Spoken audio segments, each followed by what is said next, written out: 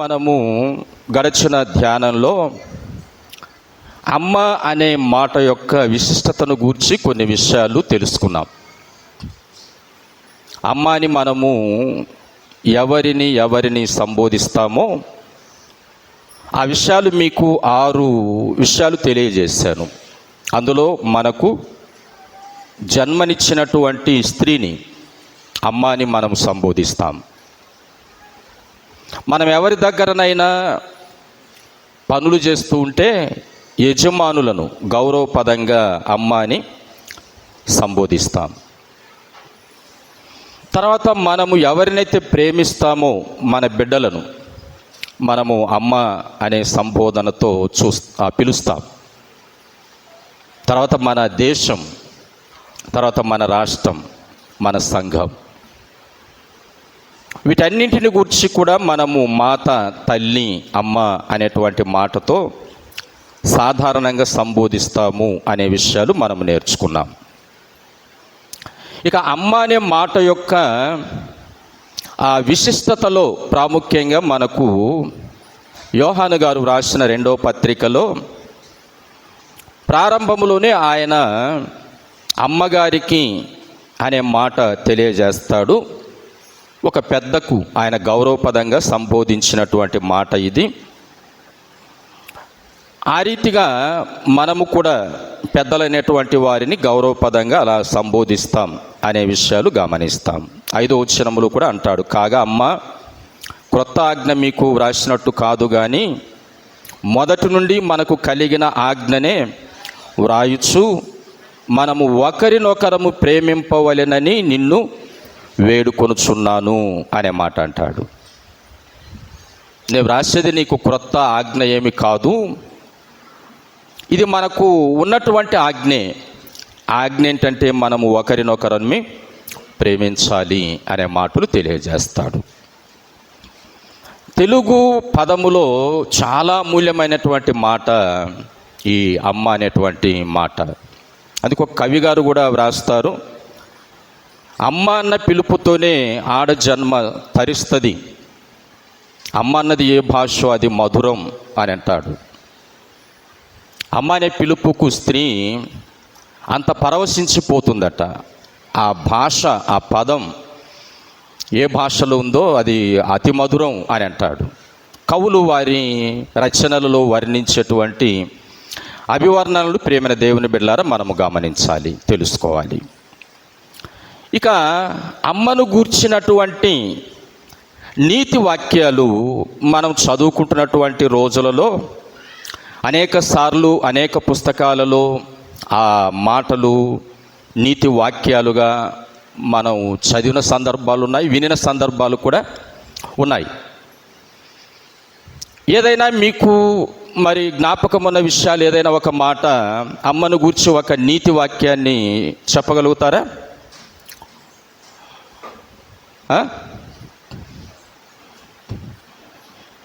అమ్మను గూర్చి ఒక్క నీతి వాక్యం కూడా వినలేదా మీరు? అమ్మను మించిన లేక తల్లిని మించిన దైవము లేదు, ఒక నీతి వాక్యం అది. అలా కూడా మనము మాతృదేవోభవ అనేటువంటి మాటతో కూడా సంబోధిస్తాం. తెలుగులో చెబుదాం, మాత అని అంటే మళ్ళీ సంస్కృతంలోకి వెళ్ళకుండా. కాబట్టి అమ్మను మించిన దైవం లేక తల్లిని మించిన దైవం లేదు. తర్వాత తల్లిదండ్రులను మనము భక్తితో పూజించాలి అనే సూక్తి కూడా వాక్యంలో మనం నీతి వాక్యాల్లో వింటాం. తర్వాత తల్లి లేక అమ్మ, తండ్రి, గురువు, దైవం అనే మాటలు కూడా మనం వింటూ ఉంటాం.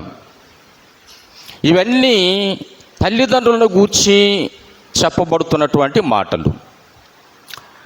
తల్లిదండ్రులు దైవంతో సమానం. తల్లి దైవంతో, తల్లిదండ్రులు దైవంతో సమానం అనేది మనం గ్రహించాలి. అందుకే ఇంతకు ముందు మనం ఉత్తరాలు వ్రాసేవారేం కదా, ఇప్పుడంటే మనం ఫోను సంభాషణలు వచ్చాయి కాబట్టి ఉత్తరాలు ఆగిపోయాయి.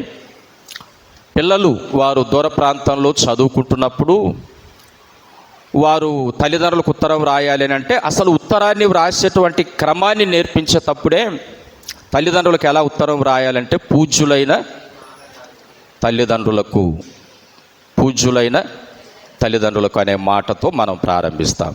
ఇంకా కొన్ని సందర్భాల్లో మనం ఇతరులకు వ్రాస్తున్నప్పుడు ప్రియాతి ప్రియమైన అనేటువంటి మాటలతో సంబోధిస్తూ ఉంటాం. కాబట్టి అమ్మ అనేటువంటి ఈ మాట యొక్క విశిష్టత అనేక నీతి వాక్యాలలో కూడా మనకు కనపడుతూ ఉంది. అనేక నీతి వాక్యాల్లో మనం గమనిస్తాం. మరి నీతి వాక్యాలలో మనం గమనిస్తున్నప్పుడు వాటికి రుజువులు ఏమైనా ఉన్నాయా అంటే కొన్ని సందర్భాలు అవి మనకు ఒకవేళ కథల రూపాన మనం చెప్పుకున్నా కొన్ని ప్రాంతాల్లో వాస్తవ రూపాలు ధరించినటువంటివి కూడా ఉన్నాయి. ఒకనొక గ్రామంలో ఒక కుటుంబంలో తల్లి కుమారుడు ఉండేవారట. మరి ఆ తల్లి చాలా అందవిహీనంగా ఉండేది. ఆమె చర్మము నల్లగా మాడిపోయినట్లు, ఆమె చర్మం అంతా ముడతలు పడి ఉంటూ కొంత అందవిహీనంగా కనపడుతూ ఉండేదట. ఆమె కష్టపడి పని చేస్తూ ఆ బిడ్డను చదివిస్తూ మరి స్కూలుకు మధ్యాహ్నం వేళ ఆ బిడ్డకు భోజనం కూడా తీసుకొని వెళుతూ ఉండేదట.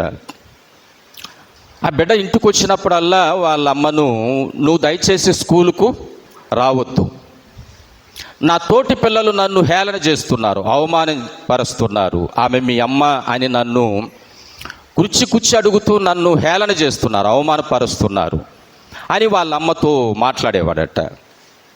ఆ సందర్భంలో వాళ్ళ అమ్మ ఒకవేళ ఆ బిడ్డ ఆ మాట మాట్లాడుతున్నప్పుడు సంతోషంతో నవ్వినట్లు అనిపించినా ఆ బిడ్డ చూడకుండా ఆమె కుమిలి ఏడ్చేదట. ఎందుకంటే ఆ బిడ్డే తనను ఒక రకంగా అవమానంగా మాట్లాడుతున్నాడు అనేటువంటిది. బిడ్డ పెరిగాడు, పెద్దవాడయ్యాడు. దాదాపుగా ఒక 25 సంవత్సరాల వయసు వచ్చింది. మంచి ఉద్యోగంలో స్థిరపడ్డాడు. ఒక పట్టణానికి వెళ్ళి ఆ పట్టణంలో మరి కాపురము ఉన్నారు. ఇక ఆ బిడ్డ యొక్క కొలీగ్స్ అంటే తనతో పాటు ఉద్యోగం చేసేటువంటి వారు ఆయా సందర్భాల్లో ఇంటికి వచ్చి మరి ఆమెను చూసి ఆమె ఎవరు అని అడిగితే ఆ కుమారుడు చెప్పేవాడట, ఆమె మా ఇంట్లో పని మనిషి, నాకు ఇంకా వివాహం కాలేదు కదా, నాకు వివాహం అయితే ఆమెను పంపించేస్తాను అని చెప్పేవాడట. ఆ మాటలు విన్నప్పుడు కూడా తల్లి కుమిలి ఏడ్చేది. సరే, ఆ బిడ్డకి ఇక వివాహం చేయాలి అని ఆమె కూడా తీర్మానించుకుంది. ఎందుకంటే వివాహం చేసేస్తే నేను నా దారిన మా గ్రామానికి వెళ్ళిపోతే సరిపోతుంది, ఈ బిడ్డ కూడా నా వలన చాలా ఇబ్బంది పడుతున్నాడు, బాధపడుతున్నాడు అనేటువంటి మాటతో ఆమెకు తెలిసిన వారందరికీ కూడా కబురు పెట్టింది. అంటే ఒక అమ్మాయిని చూడండి, మా బాబుకు వివాహం చేస్తాం, మా బాబు మంచి ఉద్యోగంలో స్థిరపడ్డాడు అని కబురు పెట్టినప్పుడు ఒకసారి ఆమె యొక్క చిన్ననాటి స్నేహితురాలు ఇంటికి వచ్చింది. ఇంటికి వచ్చి వారి మాట మందలింపులో మాట్లాడుకుంటూ, మరి మనం చిన్నప్పుడు చాలా స్నేహితులంగా ఉండేవారం కదా, నీ కష్టాన్ని దేవుడు తీర్చాడు, నీ బిడ్డకు మంచి ఉద్యోగం ఇచ్చాడు,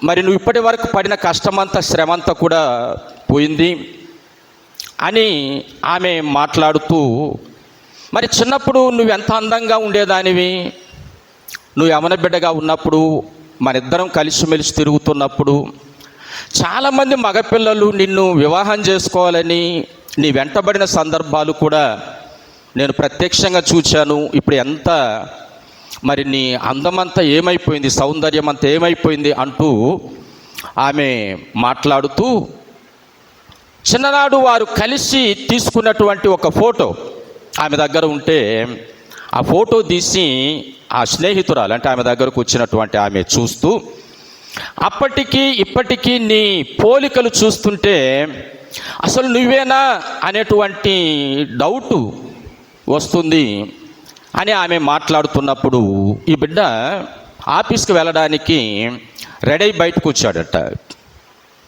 ఈయనకు సంబంధాలు ఎత్తుకుతున్నారు కదా, ఆమె ఒకవేళ సంబంధం తీసుకొని వచ్చిందేమో అనే ఉద్దేశంతో ఆమె దగ్గర ఉన్నటువంటి ఆ ఫోటో తీసుకొని ఎవరు ఈ అమ్మాయి, చాలా అందంగా ఉంది, ఎక్కడుంది అని ఆ వచ్చినటువంటి అతిథురాలను అడిగిందంట.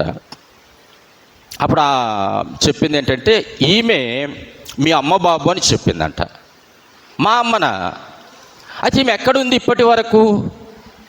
మరి ఈమె మా అమ్మ అయితే ఈమె ఎవరు, ఈమె ఎందుకు నా దగ్గర ఉంటుంది అని ఆ బాబు అడుగుతున్నప్పుడు అప్పుడు ఆ స్నేహితురాలు చెప్పిందంట, బాబు మరి మీ అమ్మకు వివాహమైనటువంటి 4 సంవత్సరాలకే మీ తండ్రి చనిపోయాడు.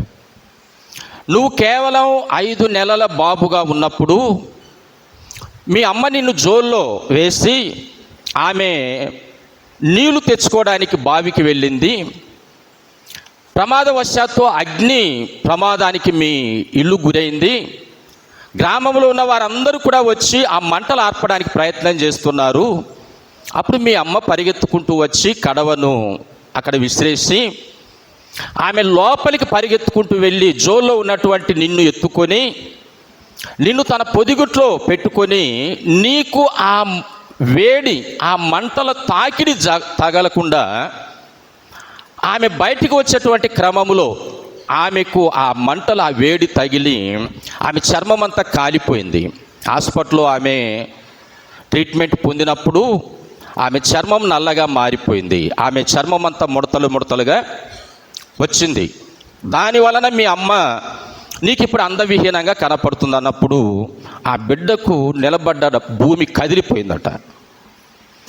అంటే మా అమ్మ నా కొరకు ఇంత త్యాగము చేసింది, తన స్వరూపాన్ని కోల్పోయింది, తన ప్రాణాన్ని కూడా లెక్క చేయలేదు.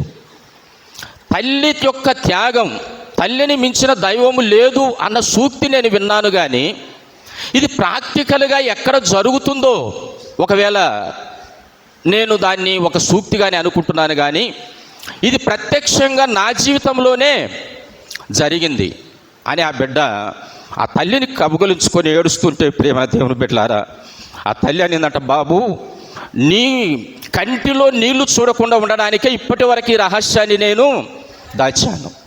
ఎందుకంటే నేను ఈ రహస్యం నీకు చెప్పితే నువ్వెక్కడ కన్నీరు గారుస్తావో అని నేను ఇప్పటి వరకు నీకు చెప్పలేదు. ప్రియమైన దేవుని బిడ్డలారా, తల్లిని మించిన దైవము లేదు అనేటువంటిది సూక్తే కాదు, ఇలాంటివి ప్రపంచములో ఎక్కడో ఏదో ఒక మూలన జరుగుతున్నాయి, ఏదో ఒక మూలన ఇలాంటి కార్యాలు జరుగుతూనే ఉన్నాయి. అందుకే అమ్మ అనే మాట యొక్క ఆ కమ్మదనం, అమ్మ అనే మాట యొక్క ఆ మధురం మన తెలుగు భాషలో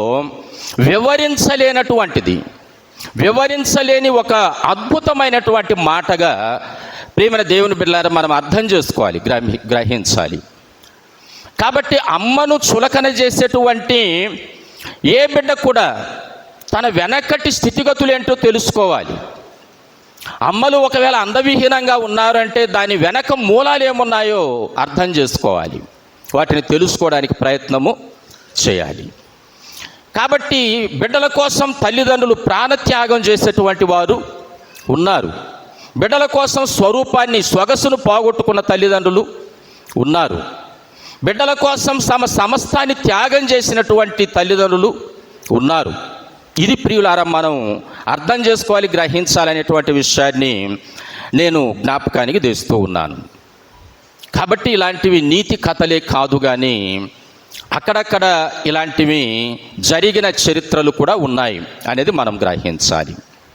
ఈ విశ్వములో తల్లి లేక అమ్మ అనేటువంటిది కేవలం మానవులమైన మనమే కాదు, జీవరాశులన్నింటిలో కూడా ఈ తల్లి పాత్ర పోషించేటువంటి ప్రతి జీవరాశి వాటి బిడ్డల మీద ఎంత మమకారాన్ని కలిగి ఉంటాయి అని అంటే, మనం ప్రియమైన దేవుని బిడ్డలారా, మన పక్షి జాతిలో కోడిని మనం చూస్తాం. ఎందుకంటే అది మన పెంపుడు పక్షి, మన ఇంట్లో మనం పెంచుకునేటువంటి పెంపుడు పక్షి. మరి ఆ కోడి పిల్లలు పెట్టిన తరువాత ఆ పిల్లలను ఎంత ప్రేమగా చూస్తుంది అని అంటే, ప్రక్క కోడి వస్తే ఆ పిల్లలకు హాని కలిగిద్దేమని దాన్ని తరిమేస్తుంది. వర్షం వస్తే ఆ పిల్లలను తన రెక్కల కింద పెట్టుకొని అది పూర్తిగా తడిసి ముద్దయిపోద్ది, కానీ ఆ పిల్లలను తడవకుండా తన రెక్కల చాటున అది దాచిపెడుతుంది. అంత జాగ్రత్తగా ఆ పిల్లలను పోషింపజేయడానికి ఆ తల్లి ప్రయత్నం చేస్తుంది. ఎందుకంటే ఇది మనకు ఉదాహరణ. మనం పెంపుడు పక్షిగా ఉంది కాబట్టి అది మనకు ఉదాహరణ. ఇవే కాదు, తల్లి స్థానంలో ఉన్నటువంటి ఏ జీవరాశి అయినా కూడా తమ పిల్లలను అంత మమకారంతో, అంత ప్రేమతో, అంత ఆప్యాయతతో చూస్తవి అనేటువంటి దాన్ని మనము అర్థం చేసుకోవాలి, గ్రహించాలి. అందుకే యేసు ప్రభు కూడా ఈ భావం మనం అర్థం చేసుకోవడానికే ఆయన ఇశ్రాయేలు జనాంగం లేదా యెరూషలేము నగరాన్ని గూర్చి ఆయన మాట్లాడుతూ ఉన్నప్పుడు మనం మత్తయి సువార్త 13వ అధ్యాయం చదివితే 34వ వచనంలో అంటాడు, యెరూషలేమా యెరూషలేమా, ప్రవక్తలను చంపుచూ ఉండుదానా, కోడి తన పిల్లలను తన రెక్కల క్రింద చేర్చుకొనున్నట్లు మిమ్మల్ని నేను చేర్చుకోవాలని ఎన్నోసార్లు నా రెక్కలు చాపాను, కానీ మీరు నా రెక్కల నీడలోకి రావడం లేదు అని ప్రియమైన దేవుని బిడ్డలారా ఇశ్రాయేలు జనాంగాన్ని గూర్చి ఆయన మాట్లాడతాడు. అంటే మనం సులభంగా అర్థం చేసుకోవడానికి ప్రభు ఆ మాట మాట్లాడాడు, సులభంగా మనం గ్రహించడానికి ప్రభు ఆ మాట మాట్లాడాడు. కోడి తన పిల్లలను తన రెక్కల క్రింద చేర్చుకోవడానికి తన రెక్కలు చాపి ఆ బిడ్డలను పిలుస్తుందో ఆ రీతిగానే నేను మిమ్మల్ని అనేక పర్యాయాలు నా రెక్కల నీడను చేర్చుకోవాలనుకున్నాను అనే మాట అంటాడు. అది దేవుని ప్రేమ, క్రీస్తు మనకు అందించిన సందేశంలో భాగం. అంటే ఇక్కడ మనం తల్లి ప్రేమను గమనించాలి. దేవుని ప్రేమ ఇంతకంటే ఉన్నతమైనది. మరొక సందర్భంలో మనం ఆ విషయాన్ని చూస్తాం. ఇప్పుడు ప్రకృతిలో తల్లి ప్రేమను చూద్దాం. మనం తల్లి ప్రేమ, ఆ కోడి ఆ పిల్లలను పెంచే విషయంలో ఎంత జాగ్రత్తలు పాటిస్తుందో మనం గమనించాలి. ఈ విశ్వంలో పిల్లలను ఏమాత్రం కూడా కనికరించకుండా చంపేటువంటి ఒకే ఒక జీవరాశిని గురించి చెప్తారు. అదేంటి? సర్పము. సర్పము అది పిల్లల్ని పెట్టినప్పుడు వాటన్నింటిని కూడా చంపేస్తుంది అనేటువంటిది పెద్దలు చెప్తారు. మరి అది నిజమా లేక మనం చూడలేదు ఎవరిమి కూడా, కానీ పెద్దలందరూ ఆ విషయాన్ని చెప్తారు. పాము అది గుడ్లు పెట్టి పొదిగిన తర్వాత పుట్టిన ప్రతి పిల్లను తన నోటితో కొరికేస్తుంది, చంపేస్తుంది అని చెప్తారు. సర్పం దేనికి సంకేతం? అపవాదికి సంకేతం. ఈ విశ్వంలో ప్రేమైన దేవుని బిడ్డలారా, మనసున్నటువంటి ప్రతి జీవరాశి వాటి పిల్లలను, వాటి భవిష్యత్తును ఆకాంక్షించి ఎంతగా అమ్మతనాన్ని చాటుకుంటుందో, ఎంతగా తల్లి యొక్క నిష్కలంకమైన ప్రేమను చూపిస్తుందో ఒకసారి మనం అర్థం చేసుకుంటే తల్లి స్థానం ఎవ్వరు కూడా భూమి మీద భర్తీ చేయలేరు. తల్లి స్థానాన్ని భూమి మీద ఎవ్వరూ భర్తీ చేయలేరు. అలాంటిని అమ్మ అనేటువంటి మాటలో మనం అర్థం చేసుకోవాలి, గ్రహించాలి అనే దాన్ని గుర్తుకు తెస్తున్నాను. ఈ రీతిగా ప్రియులారా, మనకు జన్మనిచ్చినటువంటి తల్లి లేక మనకు జన్మనిచ్చిన స్త్రీ మనం అమ్మ అని పిలుస్తున్నప్పుడు ఆమె ప్రేమ, ఆమె ఆప్యాయత, ఆమె అనురాగం మనందరము కూడా అనుభవించిన సందర్భాలు ఉన్నాయి. మనము కూడా తల్లిదండ్రుల స్థానంలోకి వచ్చిన తర్వాత మన పిల్లలను కూడా అలా మనము ప్రేమించిన అనుభవాలు మనందరిలో కూడా ఉన్నాయి అనేటువంటిది మనము గమనించాలి. ఇక రెండవది, మనము అమ్మని ఇంకొకరిని పిలుస్తామని గడిచిన ధ్యానంలో గమనించాం. ఎవరిని? యజమానులను. అంటే గౌరవపదంగా పిలుస్తాం. మనం ఎవరి దగ్గర అయితే పనులు చేస్తామో, పెద్దలు, ఆర్థిక స్తోమత ఉన్నటువంటి వారు మనల్ని ఏదైనా పనికి పెట్టుకున్నప్పుడు మనం ఖచ్చితంగా వారిని, స్త్రీలనైతే అమ్మ అని సంబోధిస్తాం, పురుషులనైతే అయ్యా అని సంబోధిస్తూ ఉంటాం. ఆ రీతిగా యజమానులు కూడా వారు సక్రమముగా పనిచేసి సక్రమమైనటువంటి మార్గంలో ఉండేటువంటి దాసులను, పనివారిని వారు కూడా చక్కగా ప్రేమిస్తారు. వారు కూడా చక్కగా వారిని ఆప్యాయతగా తీసుకుంటారు దగ్గరకు. పనిలో క్రమము లేకపోతే యజమానులు వారి మీద ఒకవేళ విడ్డూరంగా మాట్లాడవచ్చు, కఠినంగా వారి మీద మాట్లాడవచ్చు వారితో. కానీ మనం నమ్మకంగా పనిచేస్తే, నమ్రతగా పనిచేస్తే, విధేయతతో పనిచేస్తే యజమానులు కూడా ఆ పని వారిని ప్రేమతోనే చూస్తారు అనేటువంటి విషయాన్ని మనం అర్థం చేసుకోవాలి. అందుకే ప్రభువైన యేసుక్రీస్తు ఒక మంచి ఉపమానాన్ని మనకు చెప్పాడు మనం అర్థం చేసుకోవడానికి. మత్తయి సువార్త 25వ అధ్యాయం మనం చదువుతున్నప్పుడు 14వ వచనం నుండి మనకు ఆ మాటలు కనపడతాయి. ఒక మనుష్యుడు దేశాంతరము ప్రయాణమై తన దాసులను పిలిచి తన ఆస్తిని వారికి అప్పగించినట్లుండును అనే మాట అంటాడు. ఒక మనుషుడు అంటే ఒక యజమాని అతడు ఎక్స్కర్షన్, దేశాంతరము వెళుతూ తన దగ్గర పనిచేసేటువంటి వారిని పిలిచి వారికి ఒక్కొక్కరికి ఎవరి సామర్థ్యము కొలది వారికి కొన్ని తలాంతులను ఆయన ఇచ్చాడు. అంటే డబ్బు ఇచ్చాడు. మనకు అక్కడ తలాంత్ అనేటువంటి మాట దాదాపు 3600 రూపాయలు కావచ్చు అని మనకు క్రింద ఫుడ్ నోట్లో రాశాడు. ఈ తలాంతు అనేటువంటిది మనకు అక్కడ గుర్తిచ్చి కదా 3600 రూపాయలు కావచ్చు అని. ఇప్పుడు అది మనకు చాలా తక్కువ డబ్బు అనిపించవచ్చు కదా, కానీ బైబిల్ వ్రాయబడినటువంటి కాలములు దాని విలువ చాలా ఎక్కువ. 3600 అనేది బైబిల్ వ్రాయబడిన కాలం, మొదటి శతాబ్దంలో దాని విలువ చాలా ఎక్కువ.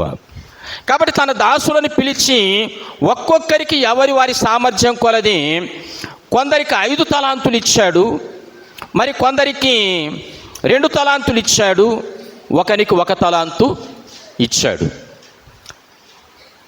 దేశాంతరం వెళ్ళిన అతడు తన పనులు ముగించుకొని తిరిగి వచ్చాడు. 5 తలాంతులు తీసుకున్నటువంటి వాడు ఆయన దగ్గరకు వచ్చి అన్నాడు, అయ్యా, మరి నీవు నాకు 5 తలాంతులు ఇచ్చితివి కదా, నేను వాటితో పాటు మరొక 5 తలాంతులను నేను అభివృద్ధి చేసుకున్నాను, సంపాదించాను అని చెప్పాడు. అప్పుడు ఏమన్నాడు?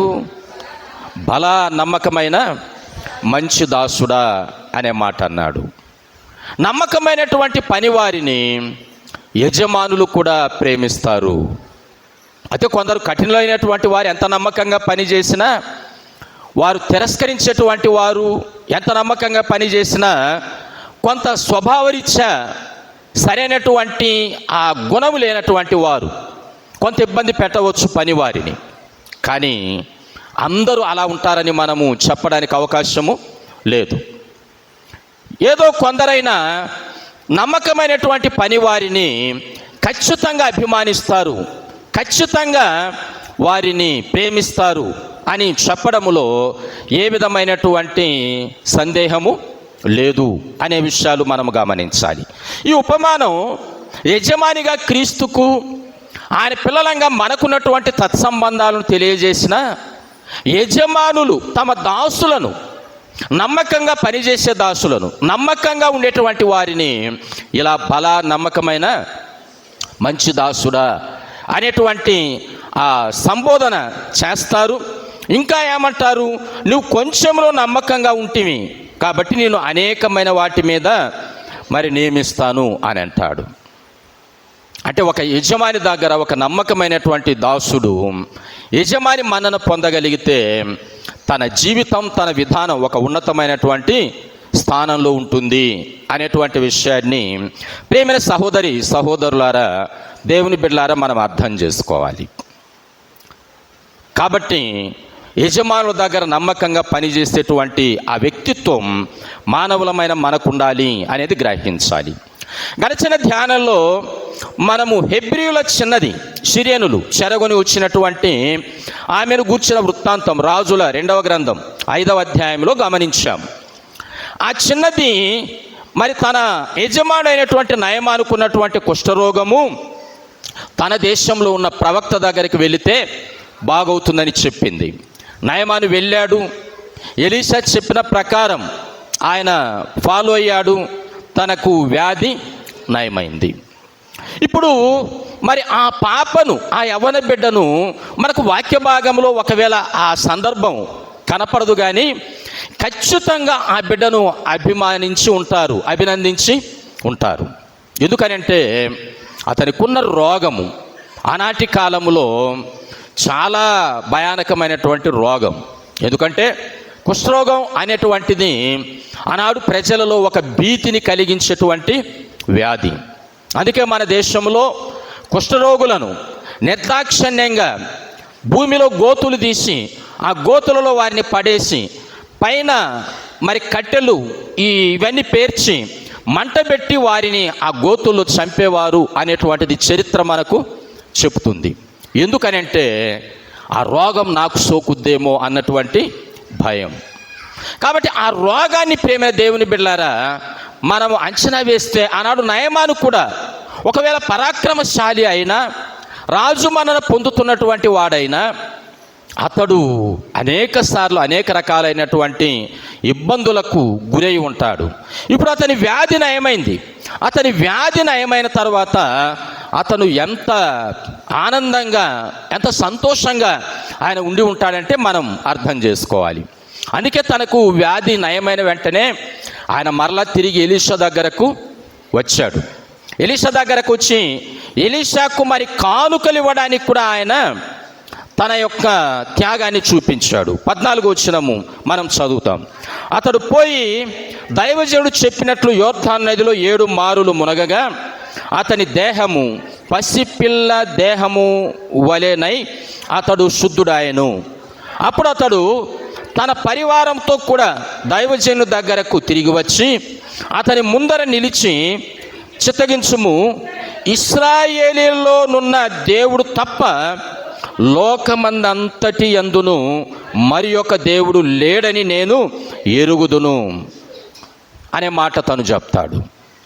అంటే తనకు శుద్ధి జరిగినప్పుడు మరి ఎలీషాతో ఆయన మాట్లాడుతున్నటువంటి మాటలు ప్రియులారా మనం ఇక్కడ గమనించి చూస్తుంటే ఎలీషా ద్వారా తనకు ఆ వ్యాధి నుండి స్వస్థతనిచ్చిన దేవుని కూడా ఆయన ఘనపరుస్తాడు. ఇశ్రాయేలులో ఉన్నటువంటి దేవుడు తప్ప లోకంలో మరి ఏ దేవుడు లేడు. ఈ ఇశ్రాయేలు ప్రవక్తను గూర్చి, ఈ ఇశ్రాయేలు దేవుని గూర్చి ఎవరు నయమానుకు చెప్పారు? చెరగొనిపోయిన ఆ యవ్వన బిడ్డ.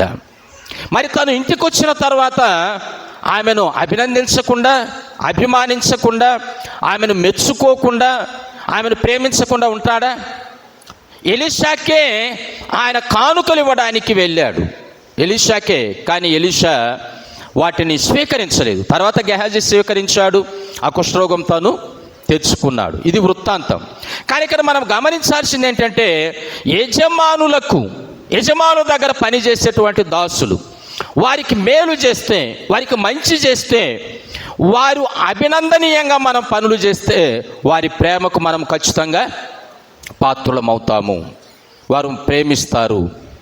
వారు ఆ పని వారిని ఖచ్చితంగా ప్రేమించి వారికి తగినటువంటి రీతిలో సహాయపడతారు అనేటువంటి విషయాన్ని కూడా ప్రేమైన దేవుని బిడ్డలారా, సహోదరులారా, ఈ సమయంలో ఈ మాటలను బట్టి మనం అర్థం చేసుకోవాలి, గ్రహించాలి అనే విషయాన్ని గుర్తుకు తెస్తున్నాను. ఇక 3వ విషయాన్ని చెప్పాను గడిచినటువంటి ధ్యానంలో మీకు. 3వది, ఎవరిని మనం అమ్మ అని అంటాము? మనము ఎవరిని ప్రేమిస్తామో వారిని మనము అమ్మ అని పిలుస్తాం. ఆమె మనకు జన్మనిచ్చిందని కాదు, మనకంటే ఆమె పెద్దది, మన పై అధికారి, యజమానురాలిని కాదు. ప్రేమను బట్టి వారిని మనము అమ్మ అని పిలుస్తాం. అది మీకు సందర్భం చూపించాను గడిచిన ధ్యానంలో. యేసుక్రీస్తు ప్రభు కూడా యోహాను సువార్త 8వ అధ్యాయంలో ఒక పాపములో పట్టబడి ధర్మశాస్త్ర ప్రకారం రాళ్లతో కొట్టి చంపాలి అని యూదులు తీసుకొని వెళ్ళినటువంటి ఆమెను కూడా మరి ఆయన తలెత్తి చూసినప్పుడు వారందరూ అక్కడి లేకుండా వెళ్ళిపోయారు. అమ్మ, ఎవరు నీకు శిక్ష విధించలేదా అని అన్నాడు. ఆమె అమ్మ అనే మాట ప్రభు ఎందుకు సంబోధించాడంటే ఆమెను ఆయన ప్రేమిస్తున్నాడు. ఆ పాపము నుండి ఆమెను బయటికి తేవడానికి, పాపులను రక్షించుటకు భూమి మీదకి నరావతారైనటువంటి యేసు ప్రభు ఆమెలో ఉన్నటువంటి ప్రేమను బట్టి అలా సంబోధించాడు అనే విషయాన్ని మనం అర్థం చేసుకోవాలి, గ్రహించాలి. మరొక సందర్భం పరిశుద్ధ గ్రంథమైన బైబిల్లో గమనించి చూస్తూ ఉన్నప్పుడు ఇందులో ఎస్తేరు గ్రంథంలో మనం చూస్తాం. ఎస్తేరు జీవిత చరిత్ర మనందరికీ కూడా తెలుసు. ఆమె చిన్నతనములోనే తల్లిదండ్రులను కోల్పోయినటువంటిది. చిన్నతనంలోనే తల్లిదండ్రులను కోల్పోయింది. అయితే ఆమెను మొర్దెకై అనేటువంటి ఒక అన్న వరుస అయినటువంటి ఆయన ఆమెను పెంచి పెద్ద చేశాడు. మొదటి అధ్యాయం మనం చదువుతున్నప్పుడు ప్రియులారా ఈ విషయాలన్నీ కూడా మనకు తెలియజేయబడతాయి. మొర్దెకై యొక్క పినతండ్రి కుమార్తె ఈ ఎస్తేరు అనేటువంటి ఆమె కదా. మొదట ఆమె పేరు హదస్స కదా, తర్వాత ఆమెకు ఎస్తేరుగా పేరు కూడా మార్చాడు. కాబట్టి ఆమె ఈ మొర్దెకై దగ్గర పెరిగి పెద్దయింది. మరి మొర్దెకై దగ్గర పెరిగి పెద్దయిన తర్వాత రాజైన అహష్వేరోషుకు భార్య వస్తి అతిక్రమించిన దాన్ని బట్టి ఆమెను రాణిగా ఉండడానికి అవకాశం లేదని చెప్పి, ఆ తర్వాత రాజుగారికి ఒక యోగ్యురాలైనటువంటి భార్య ఏర్పాటు చేయాలనే పెద్దల నిర్ణయం ప్రకారం దేశంలో ఉన్నటువంటి చాలామంది యవ్వన బిడ్డలు, అందంగా ఉండేటువంటి యవ్వన బిడ్డలను తీసుకొని వచ్చి వారిని దాదాపు 1 సంవత్సర కాలం పాటు మంచి ఆహార పదార్థాలతో పోషించి, వారు కోరినటువంటి ఆభరణాలు ఇచ్చి, వారు కోరుకున్నటువంటి వస్త్రాలు ఇచ్చి రాజు దగ్గరకు పంపిస్తే, రాజు ఎవరిని కావాలని కోరుకుంటారో వారిని రాణిగా ఏర్పాటు చేసేటువంటి నియమాన్ని ఏర్పాటు చేశారు. ఆ కోణంలో ఎస్తేరు కూడా వెళ్ళింది. ఎస్తేరు రాజు అభిమానాన్ని పొందింది, ఆమె రాణిగా ఏర్పాటైంది అనే విషయం ప్రియులారా మనందరికీ కూడా తెలుసు. కాబట్టి అలా మొర్దెకై పెంచి పెద్ద చేసినటువంటి ఆమె ఆ రీతిగా ఎదిగిన తరువాత మరి మొర్దెకై మీద ఆమెకు ఉండేటువంటి ప్రేమ, ఆమె మీద మొర్దెకైకు ఉండేటువంటి ప్రేమ, ఈ రెండు కూడా ప్రేమేటువంటి దేవుని బిడ్డలారా వారిద్దరూ ఒకరిని ఒకరు ప్రేమతో పలకరించుకునేటువంటి ఆ ఆప్యాయత అనురాగాలు వారిలో ఉంటాయి అనే విషయాన్ని మనం గమనించాలి. 2వ అధ్యాయం 7వ వచనంలో మనం చూసినప్పుడు తన పినతండ్రి కుమార్తె అయిన హదస్స అను ఎస్తేరు తల్లిదండ్రులు లేనిదై ఉండగా అతడు ఆమెను పెంచుకొనెను. మొర్దెకై అనేటువంటి ఆయన పెంచాడు అనేటువంటి మాటలు మనకు తెలియజేయబడతాయి. అయితే మొర్దెకైకి ఆ యూదులకు ఒక గొప్ప ఆపద సంభవించిన తరువాత మొర్దెకై చాలా వేదన భరితుడు అయ్యాడు. 4వ అధ్యాయం మనం చదువుతున్నప్పుడు జరిగినదంతయు తెలియగానే, అంటే హామాన్ అనేటువంటి వాడు యూదుల మీద రాజు దగ్గర ఒక రకమైనటువంటి అసహ్యత పుట్టించేటువంటి విధంగా రాజు దగ్గర మాట్లాడి ఒక ఆజ్ఞ పుట్టించాడు. అలాంటి జనాంగం మన దేశంలో ఉండకుండా వారిని హంతము చేయాలి, వారు రాజు అంటే గౌరవించరు, వారికి దేశంలో ప్రేమ లేదు అనేటువంటి విధంగా యూదులను గురించి మాట్లాడి వారిని చంపేటువంటి ఆజ్ఞ తీసుకొని వచ్చినప్పుడు మొర్దెకై ప్రియులారా ఆజ్ఞ బయలుపడిన వెంటనే తన బట్టలు చింపుకొని గోనెపట్ట వేసుకొని బూడిద పోసుకొని పట్టణం మధ్యకు వెళ్ళి మహాశోకంతో రోదన చేశాడు. తర్వాత రాజగుమ్మం దగ్గరకు వచ్చాడు. ఎస్తేరు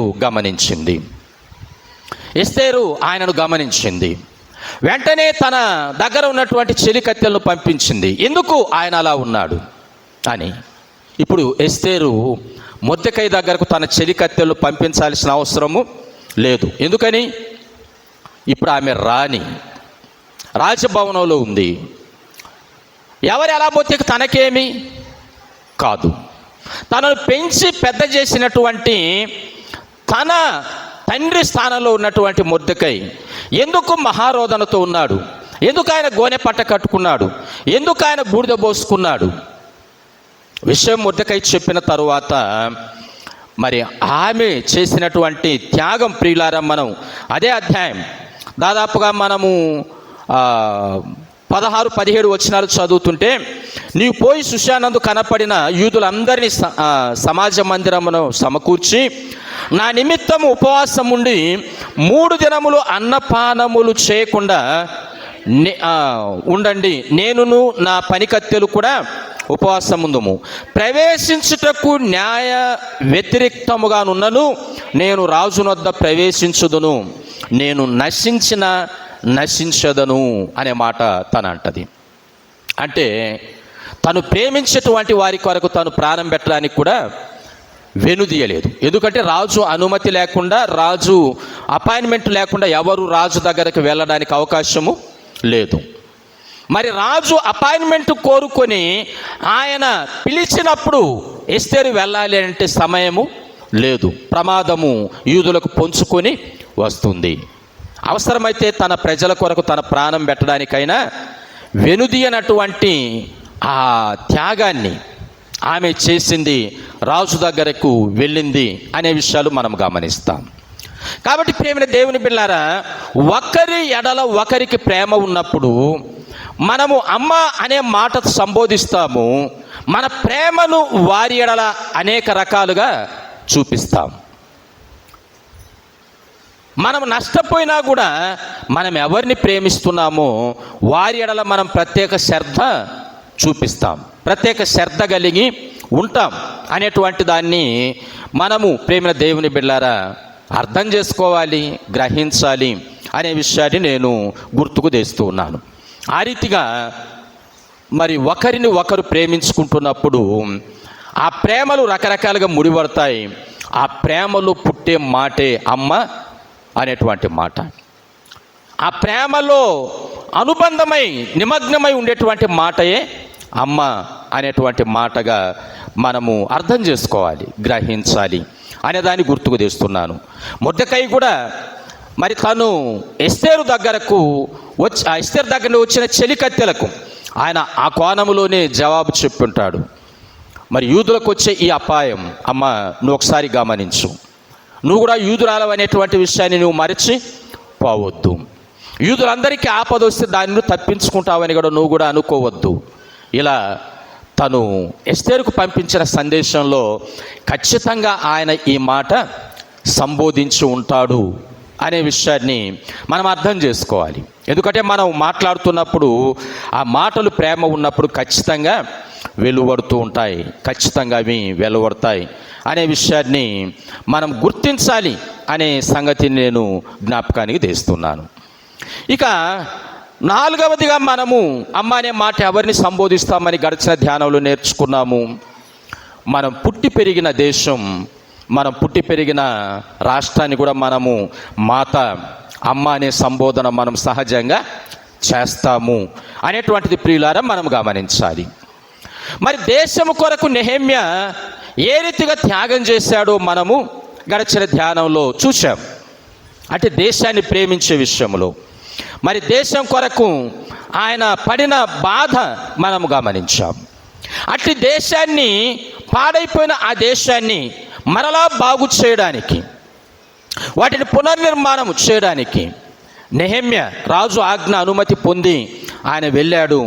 అలాగే హెజ్రా గారు కూడా ఒక శాస్త్రిగా ఆయన ఉంటూ ఆయన కూడా వెళ్ళాడు అనే విషయాన్ని ఈ సమయంలో మనము గ్రహించాలి.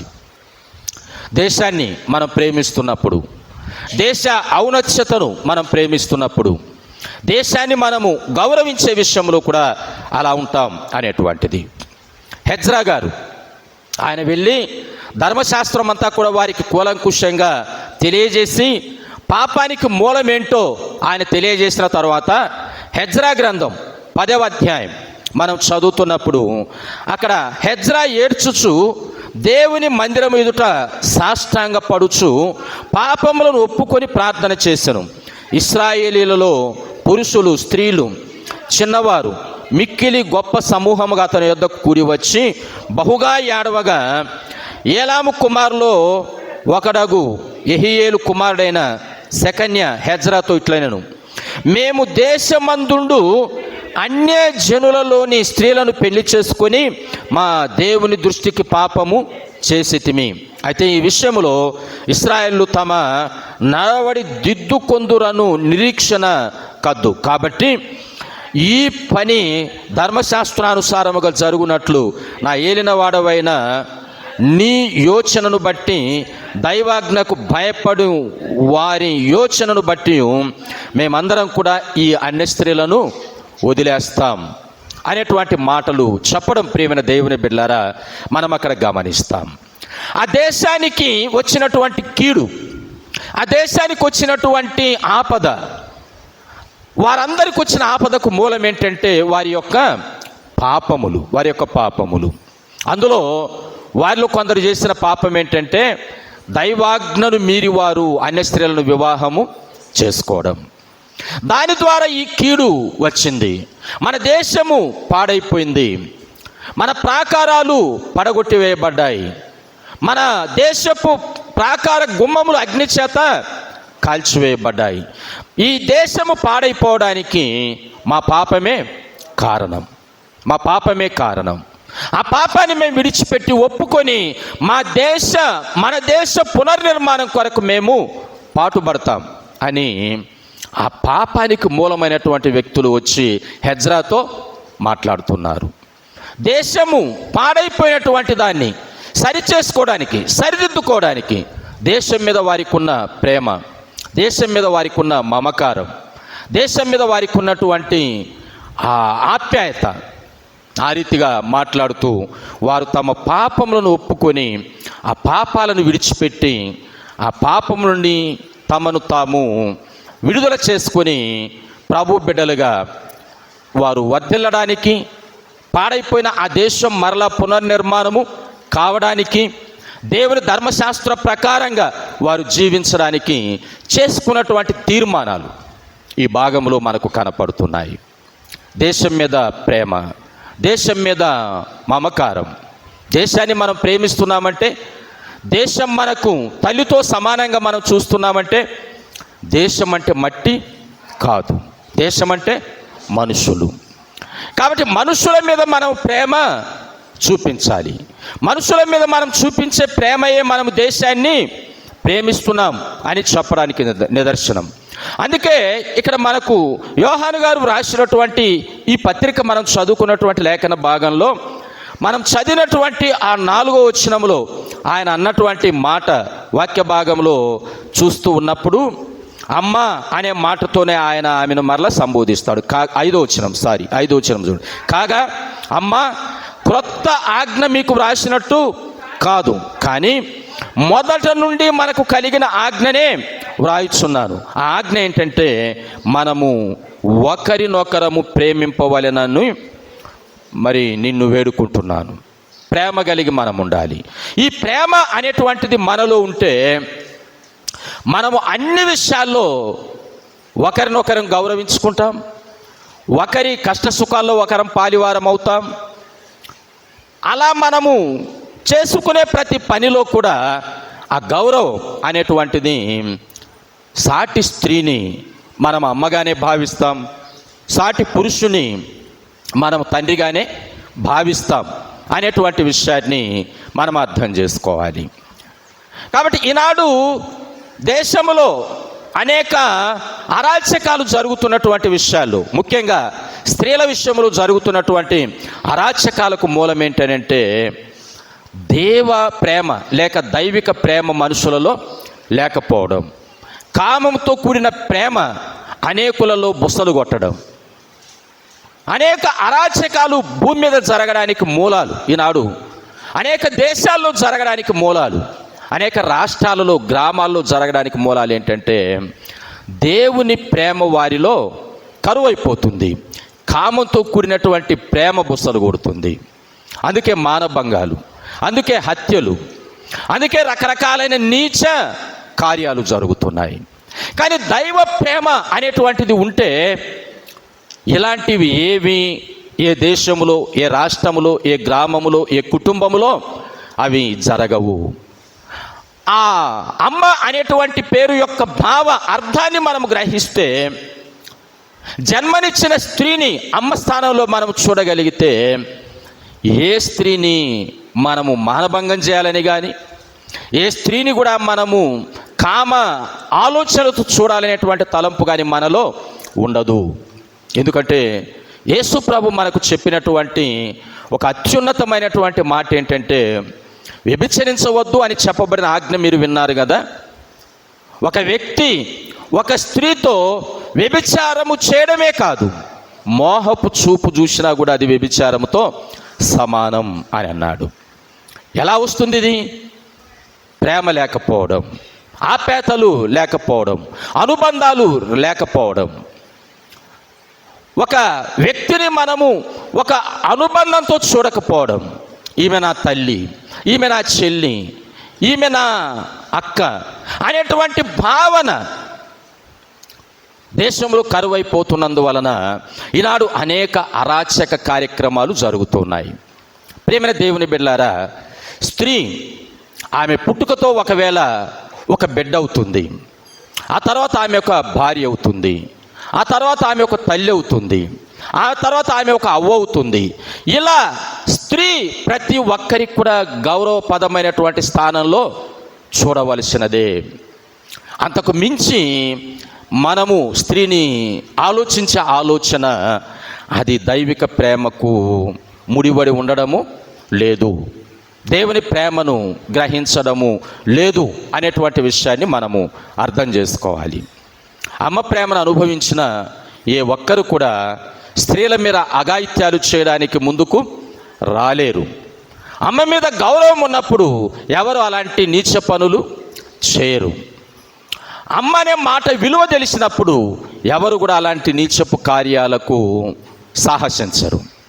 కాబట్టి మధ్యాహ్న కాల వేళ ఈ మాటలను తలపోసుకుంటున్నటువంటి మనకు జన్మనిచ్చిన తల్లి కావచ్చు, మనకు పని ఇచ్చినటువంటి యజమానురాలు కావచ్చు, లేక మనము ప్రేమించేటువంటి ఎవరైనా కావచ్చు, మనల్ని ప్రేమించేవారు కావచ్చు, మనం పుట్టి పెరిగిన దేశ రాష్ట్రాలు కావచ్చు, ఇవన్నీ కూడా అమ్మ స్థానంలో వాటిని మనం చూడగలిగితే నైతిక విలువలు భూమి మీద ఏమాత్రం కొరవ లేకుండా కొనసాగిపోతాయి. దానికి భిన్నంగా మనం జీవిస్తే అనైతిక కార్యాలు భూమి మీద జరుగుతాయి. మరొక మాటతో మనం అమ్మ అనే మాట ఎవరిని సంబోధిస్తామంటే సంఘాన్ని కూడా మనం అమ్మ అనే మాటతో సంబోధిస్తాం. ఈసారి ధ్యానంలో ఆ విషయాలు మనం చూడడానికి ప్రయత్నం చేద్దాం. పరిశుద్ధాత్మ దేవుడు మనందరం వినిన ఈ మాటలను మనం అర్థం చేసుకునేటువంటి కోణంలో మన దేశ రాష్ట్ర గ్రామ కుటుంబ వ్యవస్థలో మనం ఈ గౌరవపదమైన ప్రేమను కలిగి ఒక ఉన్నతమైనటువంటి నీతిని లోకములు చాటేవారంగా ఉండడానికి పరిశుద్ధాత్మ దేవుడు మనందరినీ ప్రేరేపించాలని నేను మనసారా కోరుకుంటూ ఆకాంక్షిస్తూ ఈ మాటలతో ముగిస్తున్నాను.